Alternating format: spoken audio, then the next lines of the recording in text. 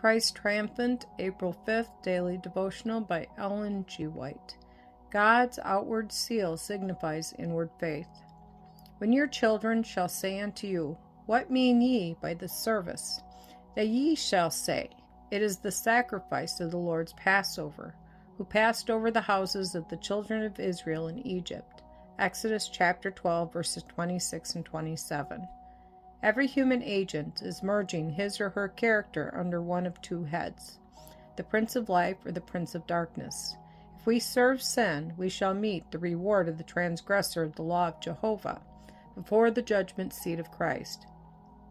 All the invitations given by a gracious God, given but slighted and refused and rejected, will be presented to every individual, and the sentence that will fix the destiny of the soul in eternal bliss, or to be punished with the fiery element of the wrath of God, will close the history of the wicked forever.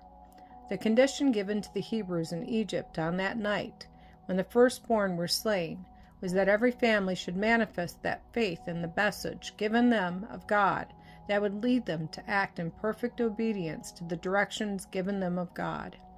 Every member of the family was to be gathered into the dwelling place of the Hebrews.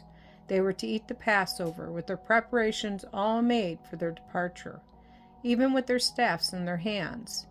God was about to do his work in judgment, and this was to bring Pharaoh to understand that the Lord, he was God, and beside him there is none else.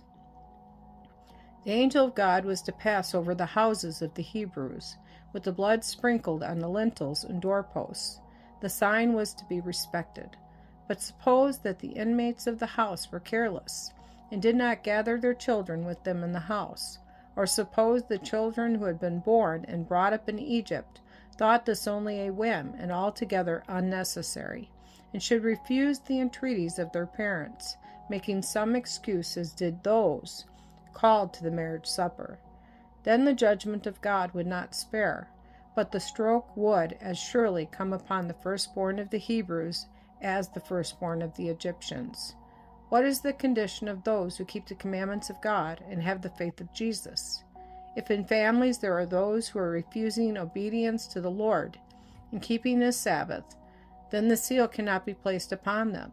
The sealing is a pledge from God of perfect security to his chosen ones.